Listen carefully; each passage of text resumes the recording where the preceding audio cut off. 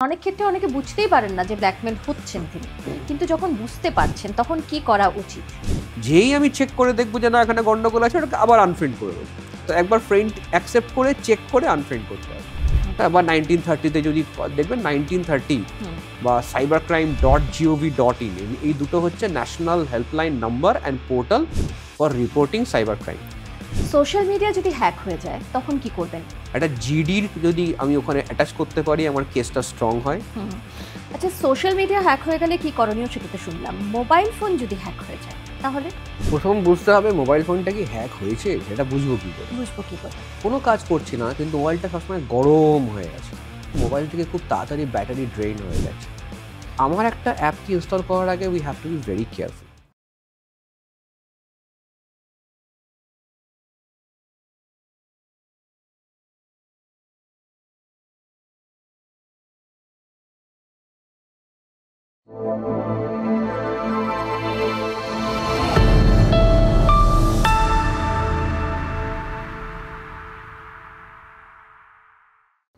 আচ্ছা, আজকাল যেটা দেখা যায়, একবার আপনি একটু ছুঁয়েও গেছিলেন যে ফেসবুক চ্যাটে ব্ল্যাকমেলের ফাঁদ, এবং সেই ব্ল্যাকমেলের শিকার বহু লোক হচ্ছেন।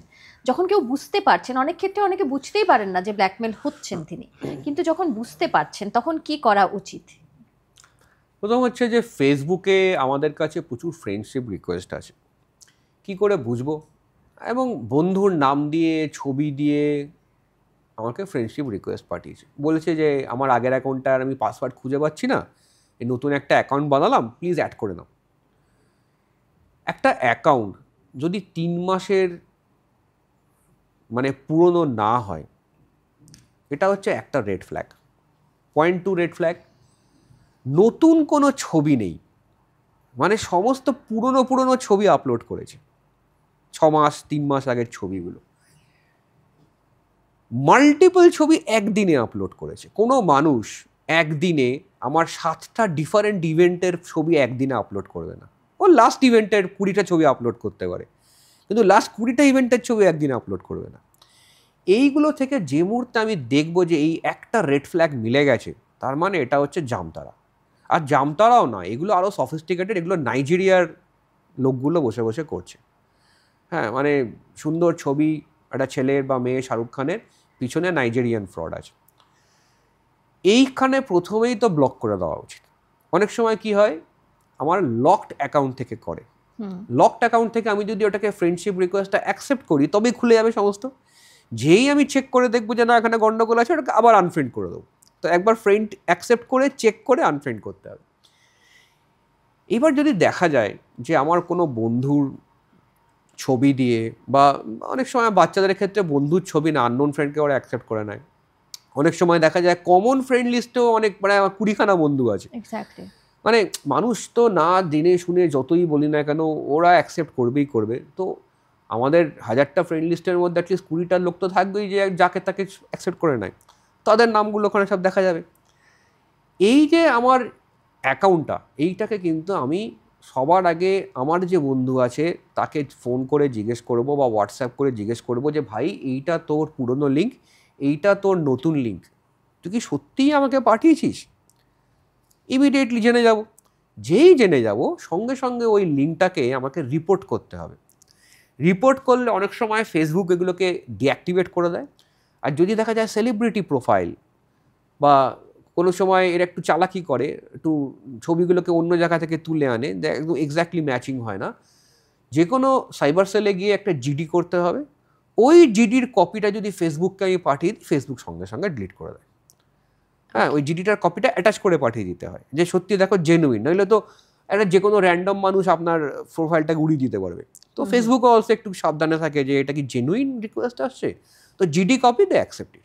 হ্যাঁ, বা 1930 যদি দেখবেন 1930 বা cybercrime.gov.in, এই দুটো হচ্ছে national helpline number and portal for reporting cyber crime. cybercrime.gov.in এ উইমেন অ্যান্ড চিলড্রেন রিলেটেড ক্রাইমের একটা সেকশন আছে। হ্যাঁ, যেখানেই দেখবেন ফাইল আ কমপ্লেন, দেখবেন ওখানে 3 রকমের আছে। একটা হচ্ছে financial fraud, fraud against women and children, এটা মারাত্মকভাবে হয়, আর আদার টাইপ অফ ক্রাইম। তো ওইখানে দাঁড়িয়ে যদি আমি উইমেন অ্যান্ড চিলড্রেন রিলেটেড ক্রাইমে ক্লিক করি বা 1930-তে সিম্পল কল করি, করে আমি বলি এরকম একটা ফ্রড হয়েছে, ওইখান থেকেও কিন্তু অ্যাকনোলেজমেন্ট নাম্বার চলে আসে, সেইটা নিয়ে ফেসবুককে পাঠালে ফেসবুক কিন্তু সঙ্গে সঙ্গে অ্যাকশন নিয়ে নেয়। হ্যাঁ, তো এইটা হচ্ছে উপায়। এবার আজকে এই যে প্রোফাইলগুলো তৈরি করছে, এই প্রোফাইলগুলো আমি যদি হ্যাঁ বলি তাহলে কি কি করতে পারে। ও মেসেজের ওই যে ফেসবুক মেসেঞ্জার আছে, ওইখানে একটা হাই হ্যালো শুরু করে দুম করে একটা ভিডিও কল চালু করে দেবে। কলকাতায় 10,000-এর উপর ভিকটিম আছে। ভিডিও কলটা যেই চালু করবে, আপনি ওকে দেখতে পাচ্ছেন, ও আপনাকে দেখতে পাচ্ছে। এইবার ও কি করেছে, ও ক্যামেরা এরকম মোবাইলটা রেখেছে, তার সামনে আরেকটা মোবাইল রেখেছে, ওই মোবাইলটায় একটা পর্ন ভিডিও চালিয়ে দিয়েছে এরকম সামনাসামনি রেখে। আপনি উল্টো দিকে দেখছেন একটা পর্ন চলছে, আপনি ভাববেন ওটা তো লাইভ চলছে। এবার আপনার ধাতস্থ হতেও অন্তত 5 সেকেন্ড 10 সেকেন্ড লাগবে যে কি হচ্ছে এখানে এরকম জিনিসপত্র। ওই 10 সেকেন্ড ও একটা রেকর্ডিং করবে, করে এবার আপনাকে ব্ল্যাকমেল করবে, আরে আপনি তো একটা লাইভ একটা পর্ন দেখছিলেন বসে বসে, আর তার মধ্যে চাইল্ড পর্ন হচ্ছে ইল্লিগাল আমাদের দেশে, সারা world wide child porn is illegal, তো আপনি তো এই কাণ্ড করেছেন, আপনি এক্ষুনি অ্যারেস্ট হয়ে যাবেন। আচ্ছা, অ্যারেস্ট হবেন না, আপনার ওয়াইফকে পাঠিয়ে দেবো, আপনার অফিসের পাঠিয়ে দেবো, ইউটিউবে পাবলিক করে দেবো। এরকম হাজার হাজার কেস আমাদের কাছে আসে, কারণ ওরা মানে যেতে লজ্জা পায় পুলিশের কাছে, একটা ট্যাবু কি, পুলিশ আর 10 রকম প্রশ্ন করবে। তো আমাদের কাছে এরকম ধরনের অনেক হাই প্রোফাইল পার্সন চলে আসে। এরকম কেসে কি করা উচিত, ওই আমার যে ফেসবুক অ্যাকাউন্টটা ওটাকে 7 দিনের জন্য ডিঅ্যাক্টিভেট করা। নাম্বার 2, ওদের কোনো রকম ধমকিকে পাত্তা না দেওয়া, যে মুহূর্তে ফোন করবে কেটে দেওয়া, কেটে দিয়ে ব্লক, কেটে দিয়ে ব্লক, কেটে দিয়ে ব্লক। এই লোকগুলো 7 দিনের বেশি ডিস্টার্ব করে না। কিন্তু আমি যদি ওর সঙ্গে নেগোশিয়েট করতে যাই, বা আমি যদি বলি না করো না, বা আমি পুলিশে তোমাকে দেবো, ধমকি দিই, ওরা বুঝে যায় ভয় পেয়ে গেছে, অমনি ওদের পুরো অর্গানাইজড নেটওয়ার্ক পিছনে পড়ে যায়। কিন্তু আমি যদি জাস্ট কেটে দিয়ে ব্লক করে ফেসবুকটাকে ডিঅ্যাক্টিভেট করে রেখে দিই, 7 দিন পরে ওরা আর ডিস্টার্ব করে না, ওরা জানে এখানে টাইম নষ্ট করে লাভ নেই কোনো। সুতরাং এই জিনিসগুলো না মাথায় থেকে একটু রাখতে হবে, যে আমি ফেসবুক মেসেঞ্জারে, ইনফ্যাক্ট আপনি দেখবেন এখন অনেক পলিটিশিয়ান এই সামনের যে সেলফি ক্যামেরা এইটাকে স্টিকার দিয়ে আটকে রেখে দিয়েছে। কেননা ক্যামেরা আমি এইটা ইউজ করছি, এটা কিন্তু একদম সিকিউরড আছে, কোনো সমস্যা নেই, ও উল্টো দিক দেখতে পাবে। এইটা কিন্তু মারাত্মক জিনিস, কারণ এটা অলওয়েজ ফেসিং টুয়ার্ডস মি। তো এই ক্যামেরাটাকে যদি আমি সবসময় আটকে রাখি, ইউজুয়ালি এই সেলফি ক্যামেরা চালু থাকা মানে আমাকে আই এম আন্ডার সার্ভেলেন্স, আচ্ছা, রাইট?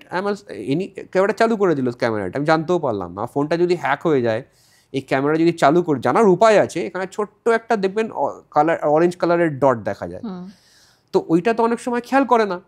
তো আমি যদি অ্যাটলিস্ট এটাকে চেপে দিই, তারপর আমি ভিডিও কল তুলি বা যাই করি, আমাকে তো দেখতে পারবে না, আর যেহেতু আমাকে দেখতে পারবে না, এই ব্ল্যাকমেলগুলো করতে পারবে না। তো এই আরেকটা গণ্ডগোলের ব্যাপার আছে। এবার এগুলো না এত অদ্ভুত অদ্ভুত সব ইনোভেটিভ চিন্তাভাবনা করছে যে বলাটা খুব মুশকিল। কিন্তু ওই 2-3টে যদি আমি সলিউশনগুলো মাথায় রাখি, যে আমি এটা ফেসবুকে আমি আননেসেসারি কাউকে আমি অ্যাকসেপ্ট করব না, যদি আমার নিজের প্রোফাইলটা আমি লক করে রাখবো, আমি ফেসবুকে কখনো আমার নিজের রিলগুলোকে পাবলিকলি আপলোড, আপনি পারবেন না কিন্তু জনসংখ্যা কমন যারা আছে, যে আমি পাবলিকলি আমার রিল বা ফটো বা ভিডিও আমি আপলোড করব না, শুধু ফ্রেন্ডদের মধ্যে আমি ওটাকে পোস্ট করব। আমি ঘুরতে যাচ্ছি, সেটাকে আমি ঘুরতে গিয়ে ওখান থেকে আমি পোস্ট করে যাচ্ছি I am in Goa, I am in Mauritius, তো ক্রিমিনালদের কাছে এটা একটা open advertisement, my house is empty please come and rob. হ্যাঁ, আর শুধু তাই নয়, ওখান থেকে ওরা কী করবে, ইমিডিয়েটলি যে মুহূর্তে আপনি লিখবেন যে আমি মরিশাসে বসে আছি বা লন্ডনে বসে আছি, ও সব কটা ফ্রেন্ডকে ফোন লাগাবে, মানে ওই হোয়াটসঅ্যাপ মেসেজ করবে বা ফেসবুক মেসেজ করবে যে বস আমি তো লন্ডনে বসে আছি, আমার না টাকা ওয়ালেট চুরি হারিয়ে গেছে, আমার ইমিডিয়েটলি টাকা লাগবে, একটু আমাকে $100 পাঠিয়ে যেত। ওই কিউটা নিয়ে ও পুরো ফ্রেন্ড রিকোয়েস্ট ধরে রিকোয়েস্ট শুরু করে দেবে, মেসেজে পাঠানো। আর এমন টাইমে করবে যে তখন হয়তো নাইট টাইম লন্ডনে, ক্রস ভেরিফাই করা যাবে না। সুতরাং এই যে আমি অ্যাডভার্টাইজ করছি যে আমার বাড়িতে বিয়ে, তার মানে আমার বাড়িতে সোনা আছে, রাইট, কিছু একটা এনে টাকা স্টক করা আছে, আমি এখন লন্ডনে ঘুরতে গেছি, নাও এবার বন্ধুদের ফোন লাগাও। এই এই মানে the way we interpret and the way they interpret they are completely different. So এইগুলো একটু সাবধানে। আজকে ফেসবুকে এই যে চারদিকে অফিসের মধ্যে আমি সেদিকে একটা মেয়েকে বললাম, ও সেলফি তুলেছে, এমনভাবে তুলেছে পিছনের পুরো স্ক্রিন দেখা যাচ্ছে, সেখানে পুরো ব্যালেন্স শিট দেখা যাচ্ছে অফিসে। তাহলে আমি ইমিডিয়েট নামাও, এটাকে হোয়াটসঅ্যাপ স্ট্যাটাস করেছো, তোমার সেলফি অবধি ঠিক আছে, কিন্তু পিছনে তোমার পুরো অফিসের ব্যালেন্স শিট তোমার স্ক্রিনে দেখা যাচ্ছে, তোমার অফিসের নোটিশ বোর্ড দেখা যাচ্ছে, তোমার ওখানে মেটেরিয়াল খোলা পর সব দেখা যাচ্ছে। তো এইগুলোকে তুমি সোশ্যাল মিডিয়ায় তুলছো, তোমার মানে সবই তুমি এক্সপোজ করে দিচ্ছ। এই জিনিসগুলো একটু মাথায় খেয়াল রাখতে হবে। একদম। সোশ্যাল মিডিয়া যদি হ্যাক হয়ে যায়, মানে নিজের সোশ্যাল মিডিয়া, তখন কি করবেন? সোশ্যাল মিডিয়া হ্যাক হয়ে গেলে যেটা ইমিডিয়েট হচ্ছে যে ফেসবুক বা যেখানে আছে সেখানে কমপ্লেন করা। বাট কমপ্লেন করতে গেলে দুটো জিনিস মাথায় রাখতে হবে। এক, একটা জিডির যদি আমি ওখানে অ্যাটাচ করতে পারি আমার কেসটা স্ট্রং হয়। আর নাম্বার টু, এটা অনেকে জানে না, ফেসবুক ভেরিফাই করতে বলে যে তুমিই কি সত্যি যার অ্যাকাউন্টটা হ্যাক হয়েছে, নাকি তুমি একটা জামতারা বলছো ওর অ্যাকাউন্ট হ্যাক হয়ে গেছে। তখন ওরা গভর্নমেন্ট আইডি প্রুফ চায়। ওরা এত বড় একটা লিস্ট দেয়, একটাকেই অ্যাকসেপ্ট করে, পাসপোর্ট। পাসপোর্ট ছাড়া আমি যা তুলবো লেখা আছে লিস্টের মধ্যে, আপনি ভোটার আইডি দিতে পারেন, এই আধার কার্ড দিতে পারেন, এই দিতে পারেন, কি একটা অ্যাকসেপ্ট করে না। পাসপোর্টটা দিলে শুধু অ্যাকসেপ্ট করে। এটা দিয়ে পাসপোর্টে দিয়ে আমি যেই ওটাকে লিখবো, ওরা সঙ্গে সঙ্গে আমাকে ওটাকে রিইনস্টেট করে দেবে। কিন্তু কিন্তু সবচেয়ে ইম্পর্টেন্ট হচ্ছে এটা হ্যাক হবে না সেটার ব্যবস্থা করা। হবে না, বুলেট প্রুফ সিকিউর করে দেওয়া যায় যে কোনো সোশ্যাল মিডিয়া বা জিমেল। কিভাবে? 2 factor অথেন্টিকেশন, ওটিপি। ওটিপি মানে আমি যদি ফেসবুকে সেটিংসে যাই, সেটিংসে গিয়ে প্রাইভেসি, পাসওয়ার্ড অ্যান্ড প্রাইভেসিতে যাই, ওখানে 2 স্টেপ ভেরিফিকেশন বলে একটা সেটিং আছে, ওইটা বাই ডিফল্ট অফ থাকে। যদি আমি ওটাকে ক্লিক করি, ও বলে তোমার মোবাইল নাম্বারটা বলো, মোবাইল নাম্বারটা দিয়ে দিলাম। যেই দিয়ে দিলাম, নেক্সট টাইম যখন লগ ইন করতে যাবো আইডি পাসওয়ার্ড দিয়ে, ওই মোবাইলটাতে ওটিপি পাঠাবে। যেহেতু ওটা আমার মোবাইলে আসবে, কেউ যদি পাসওয়ার্ডটা জেনেও যায় বা যদি হ্যাক করার চেষ্টা করে, ওটিপিটা তো কোনোদিন পাবে না। যেহেতু পাবে না, আমার ফেসবুক হ্যাক করতে পারবে না।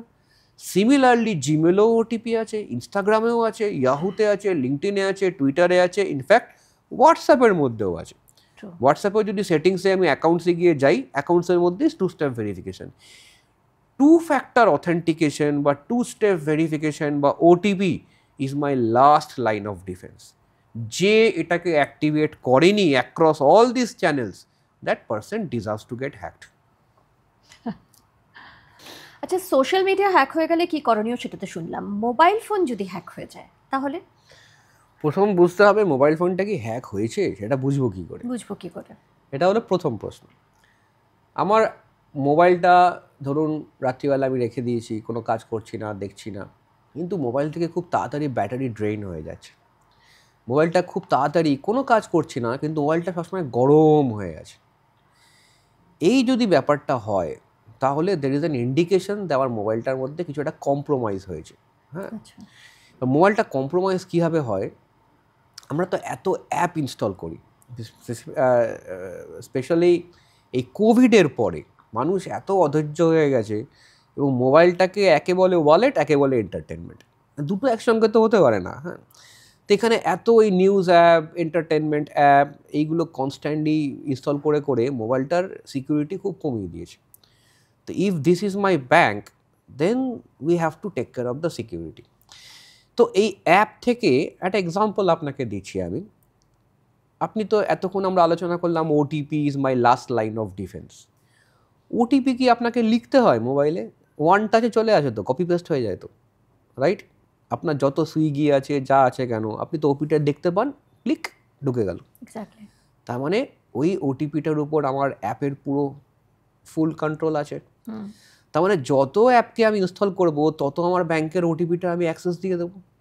এবার আমার যেগুলো ভ্যালিড অ্যাপ, সে না হয় আমার সঙ্গে কিছু গণ্ডগোল করছে না, কিন্তু আমি একটা গেমসের অ্যাপ, আমি একটা বেড়াল নাচানাচি করছে তার অ্যাপ, এই সব অ্যাপগুলোকে যদি আমি ইনস্টল করে রাখি, তারা পিছনে বসে কি অ্যাক্সেস নিয়েছে সেটা খুব বাজে ব্যাপার হয়ে যাবে। এবার আজকে আমি যখন অ্যাপটা ইনস্টল করছি, তখনই কিন্তু একটা লিস্ট দিয়ে দেয় যে আমি এই এই এই এই জিনিস অ্যাক্সেসগুলো নেব। আমার যদি মনে হয় যে এখানে আননেসেসারি কিছু অ্যাপের অ্যাক্সেস, মানে যদি বলে SMS এর আমি অ্যাক্সেস নেব, তার মানে ওটিপি গেল। কন্ট্যাক্ট লিস্টের অ্যাক্সেস নেব, তার মানে আমার সমস্ত বন্ধুর নাম্বার টাম্বার সব চলে গেল। লোকেশনের নেব, অ্যালবামের নেব, আমার তো ছবি, সেটারই অ্যাক্সেস নিয়ে নেয় যে আমি ফুল অ্যাক্সেস টু দ্য অ্যালবাম, আমার তো সব ছবি বেরিয়ে গেল, আবার নিয়ে তুলে কোথায় নিয়ে চলে যাবে, ইউ নেভার নো। তো আমার একটা অ্যাপকে ইনস্টল করার আগে we have two be very careful. এবার যদি দেখা যায় যে আমার মোবাইলটা কোনোভাবে কম্প্রোমাইজ হয়েছে, সেইটা অনেকভাবে ধরার উপায় আছে। আমার একটা এই যে অ্যান্টিভাইরাসগুলো আছে, মোবাইলের অ্যান্টিভাইরাস হয়, তো অ্যান্টিভাইরাস বা সিকিউরিটি সফটওয়্যার যদি আমি অ্যাপ স্টোর বা প্লে স্টোরে গিয়ে সার্চ করি, আমাকে দেখতে হবে যে কোনটার max download, number of downloads আর number of review is more than 1 million. আচ্ছা, দ্যাট ইজ ভেরি ইম্পর্টেন্ট। আমার 3টে রিভিউ পড়ে আছে আর 25টা ডাউনলোড, ও তো আমার পুরো জামতার আগে আমি বসে গেলেই করে দেবে, রাইট? একদম। 1 মিলিয়ন বা 2 মিলিয়ন বা 10 মিলিয়ন যদি হয়, তাহলে আমার ওটা বিশ্বাসযোগ্য যে এতগুলো লোক আমার ওয়ার্ল্ড ওয়াইড ওটাকে ইনস্টল করেছে। এবার আমি দেখবো রিভিউতে লিখেছে কি ওই অ্যাপটার সম্বন্ধে, কোনো খারাপ কোনো নেগেটিভ পয়েন্ট আছে। প্লাস আমি যদি গুগলে সার্চ করি যে হোম মিনিস্ট্রি প্রায় 400-500টা অ্যাপকে ইনস্টল করতে মানা করেছে, তার মধ্যে টিকটক আছে, তার মধ্যে ক্যাম স্ক্যানার আছে, হ্যাঁ অনেকগুলো আছে। এইগুলোকে বাদ দিয়ে জাস্ট যেগুলো আমার এসেনশিয়াল না হলেই নয়, হ্যাঁ মানে আমার প্রতিদিন কাজের জন্য লাগে, সেইগুলোকে যদি আমি ইনস্টল করি, তাহলে মোবাইলটা আমার কম্প্রোমাইজ হওয়ার চান্স খুব কমে যায়। প্লাস আমার ওই ফিঙ্গার হ্যাপি ব্যাপারটা কমাতে হবে, যে আমার কাছে হোয়াটসঅ্যাপে সকালে গুড মর্নিংগুলো reply click click click click করা, সেটাকেও কমাতে হবে। ইমেলে আমার লিঙ্ক আসছে ক্লিক ক্লিক ক্লিক করা, এটাও কমাতে হবে। আমাকে ইমেলে অ্যাটাচমেন্ট এসছে, আমরা সবসময় বলি অ্যাটাচমেন্ট আমরা কোনো দিন ডাউনলোড করবো না। এবার আপনাকে সকালে একটা আপনি দেখলেন ইমেল এসছে, কার থেকে? ইনকাম ট্যাক্স ডিপার্টমেন্ট থেকে। এগুলোকে বলে ইমেল স্পুফিং বা ফিশিং। ফিশিং মানে আমি হয়তো ওনার একটা ইমেল থেকে আপনাকে একটা ইমেল করে দিলাম, আমি ওনার ইমেল আইডি খুলিনি, আমি কি করলাম, আমি টুতে আপনারটা দিলাম, ফ্রমে ওনার আইডি দিয়ে দিলাম। ফর্ম তো আপনি চট করে চেঞ্জ করতে পারবেন না, কিন্তু আমরা যারা সফটওয়্যার ডেভেলপার্স তারা ফর্ম ফিল্ড চেঞ্জ করে দিতে পারি। এবার ফর্মে যখন ওনার আমি ইমেল আইডিটা দিলাম, আপনি দেখলেন উনি ইমেল পাঠিয়েছেন। এইবার কি করলাম, ইনকাম ট্যাক্সের ইমেল আইডিটা লিখে দিলাম, ইনকাম ট্যাক্স ডিপার্টমেন্ট। আপনি দেখলেন আপনার ইনকাম ট্যাক্সের একটা ইমেল এসছে, সেখানে লিখে দিলাম আপনি একটা 80,000 টাকার ট্যাক্স রিফান্ড পেয়েছেন, আবার অ্যাটাচমেন্ট করে দিয়েছে একটা PDF, প্লিজ কনফার্ম। এইবার 80,000 টাকা রিফান্ড একটা পিডিএফে ইনকাম ট্যাক্স থেকে আপনাকে একটা অ্যাকনোলেজমেন্ট আইডি দিয়েছে, আপনাকে তো ওটাকে কনফার্ম করতেই হবে, নাহলে 80,000 টাকা বেরিয়ে গেল আপনার। যে মুহূর্তে ক্লিক করলেন গেল কম্প্রোমাইজ। ডেস্কটপে করলে ডেস্কটপ কম্প্রোমাইজ, মোবাইলে করলে মোবাইল কম্প্রোমাইজ হতেই পারে। এইগুলোকে একটু সাবধানে থাকতে হবে। এবার এই যে আপনি ফাইলটা পেলেন, এটাও কিন্তু একদম শুরুর দিকে বলেছিলাম virustotal.com, ওই ফাইলটার ডাবল ক্লিক করলে ওটার আপনার ইনফেকশনটা হবে। কিন্তু আমি যদি ওটাকে ডাউনলোড করি তাহলে ইনফেকশন হবে না। আমি জাস্ট ডাউনলোড করলাম, করে ওটাকে আমি তুলে দিলাম ভাইরাসটোটালে, বললাম চেক। ভাইরাসটোটাল যদি বলে ক্লিন, তবে ডাউনলোড করব, তবে গিয়ে আমি ডাবল ক্লিক করব। আচ্ছা, আর যদি বলে না ওটা ক্লিন নয়, তাহলে ওটা আমি ডাবল ক্লিক করবো না, জাস্ট ডাউনলোড করেছি ডিলিট করে দেবো। ভাইরাসটোটাল 63 টপ অ্যান্টিভাইরাস দিয়ে ফাইলটা চেক করে ব্যাকগ্রাউন্ডে। যত পপুলার অ্যান্টিভাইরাস আছে তার একটা করে কপি ওর কাছে আছে, ও সব কটা গিয়ে চেক করে যদি একটাও না ধরতে পারে তাহলে বলে ক্লিন, একটা যদি ধরে ফেলে বলে না এখানে এই গন্ডগোলটা আছে। So that is how we should need to do. কিন্তু মোবাইলটা আমি আবার বলবো যে মোবাইলে যা হয় নিজের দোষেই হয়। আর একটা আমি একটা এক্সাম্পল দিচ্ছি, আমার কাছে অনেকে এসে বলে স্যার আমার না কোনো ওটিপি এলো না, আমার কাছে ব্যাংকের কোনো SMS এলো না, টাকা তো বেরিয়ে গেল, এটা কি করে সম্ভব, বাজে ব্যাংক। এবার কি করেছে দেখুন, আপনি সবচেয়ে কাকে বিশ্বাস করেন? google.com। হ্যাঁ, মানে নিজের থেকে আমার বেশি বিশ্বাস করে, কারণ নিজের উপর যখন সেলফ ডাউট হয় গুগলে গিয়ে চেক করে। তো গুগলে গিয়ে ও চেক করেছে যে আমার SBI কার্ডটা কাজ করছে না, বা হোয়াটসঅ্যাপ কার্ড, মানে কিছু একটা সার্চ করেছে। যে সাইটগুলো টপের দিকে দেখা যায়, স্পেশালি স্পন্সার্ড, ওর মধ্যে 50% হচ্ছে ফেক সাইট, জামতারার তৈরি। ওই সাইটে ঢুকে ও যখনই একটা ফর্ম ফিল আপ করলো যে হ্যাঁ আই ওয়ান্ট আ সার্ভিস বা I want a customer support, সোজা হেঁটে ঢুকে গেল জামতারা কল সেন্টারে, বা যদি কল করলো যে আমি এটা নাম্বার পেলাম আপনাকে, আমি জামতারা কি করবে, ওকে বলবে হ্যাঁ ইয়েস আমি তো কাস্টমার সাপোর্ট, আপনি একটা কাজ করুন, আমি একটা কাস্টমার সাপোর্ট সফটওয়্যার ইনস্টল করুন, এই মোবাইলটা দেখে নিচ্ছি। কী সফটওয়্যার? কুইক সাপোর্ট, নামটাও সুন্দর, কুইক সাপোর্ট। ওই কুইক সাপোর্ট সফটওয়্যারটা যে মুহূর্তে ইনস্টল করবে, ওর সঙ্গে ওই জামতারার কল সেন্টারের ডাইরেক্ট কানেকশন হয়ে যাবে। মানে মোবাইলের যাবতীয় জিনিস এখন ওর আন্ডারে আছে, ওর কন্ট্রোলে। ও এবার কি করবে, ওইখানে ব্যাংকের ট্রানজ্যাকশানটা করবে, ওটিপিটা দেখলো, ওটিপিটা ডিলিট করে দিল, ব্যাংক থেকে SMS এলো, সেটাও দেখলো, ডিলিট করে দিল। আপনি টেরও পেলেন না যে ওটিপিও এসছে, ব্যাংক থেকে SMSও এসছে, যেগুলো ওরা ডিলিট করে দিয়েছে, কারণ ফুল কন্ট্রোল মোবাইলে ওর হাতে আছে। তো এইভাবে কিন্তু মোবাইল ম্যাক্সিমাম ক্ষেত্রে দেখেছি মোবাইলটা এইভাবে কম্প্রোমাইজ হয়। আরেকটা হয়, হোয়াটসঅ্যাপে একটা ফাইল পাঠিয়ে দেয় .apk, কিছুই না, ওটা একটা অ্যাপ। আমি ওই অ্যাপটাকে যদি ইনস্টল করি, আমি পুরো ওটাকে আমার মনিয়াল মোবাইলকেই আমি বসে বসে হ্যাক করলাম, করে আমি চাবি তুলে দিলাম হ্যাকারদের হাতে। তো যদি কোনো APK ফাইল বা এরম ধরনের কেউ ফাইল পাঠায় যে হ্যাঁ আপনাকে একটা সার্ভিস দেবো, আপনি এই ফাইলটা ইনস্টল করে নিন, নো, নেভার। এই রিকোয়েস্ট কোনোদিন রাখা উচিত না। আমি যদি এইটুকু মাথায় রাখে, তাহলে কিন্তু মোবাইলটা চট করে হ্যাক হয় না। আরেকটা বলে দিই, এটাকে বলে জুস জ্যাকিং। এটা আমার কাছে আছে ব্যাগের মধ্যে, এখন সামনে দেখাতে পারছি না। এই জুস জ্যাকিংয়ে ধরুন একটা এয়ারপোর্টে গেলেন, মোবাইলে ব্যাটারি কমে গেছে, চার্জিং স্টেশন থাকে যেখানে তারগুলো ঝুলতে থাকে, ওই তারগুলোর পিছনে মাঝে মাঝে চিপ লাগিয়ে রেখে দিয়ে যায়। সেটা স্টেশনেও হতে পারে, এয়ারপোর্টেও হতে পারে, কোনো ক্যাফেতেও হতে পারে, বা আমার কোনো টেলিকমের যে সার্ভিস দোকানগুলো হয়, মোবাইলের দোকানগুলো, সেখানেও হতে পারে। প্রচুর তার ঝুলছে, যে পোর্টটা লাগলো ঢুকিয়ে দিলেন, চার্জিং শুরু হয়ে গেল। ওর পেছনে যদি চিপ লাগানো থাকে, যে মুহূর্তে আপনি ঢোকাবেন ওই তারটা, পুরো ফোন কম্প্রোমাইজড। এখান থেকেও কম্প্রোমাইজ হতে পারে। কম্প্রোমাইজ আমার এইটা ব্যাংকের ভল্ট যেমন আপনি কারোর হাতে দেবেন না, এই মোবাইলটা কারোর হাতে দেবেন না, কাউকে ছবি তুলতে দেবেন না, কেউ যদি বলে এটা করো ওটা করো সেটা করবেন না, এখানে আননেসেসারি ক্লিক করবেন না। আর যদি মনে হয় যে আমি একটুখানি আমার অভ্যেস খারাপ, তাহলে দুটো মোবাইল রাখা ভালো, একটা দিয়ে ব্যাংকিং করা, আরেকটা দিয়ে খেলাধুলা করা। একদম। আচ্ছা, মোবাইল যদি হারিয়ে যায় তাহলে কি করণীয় সঙ্গে সঙ্গে?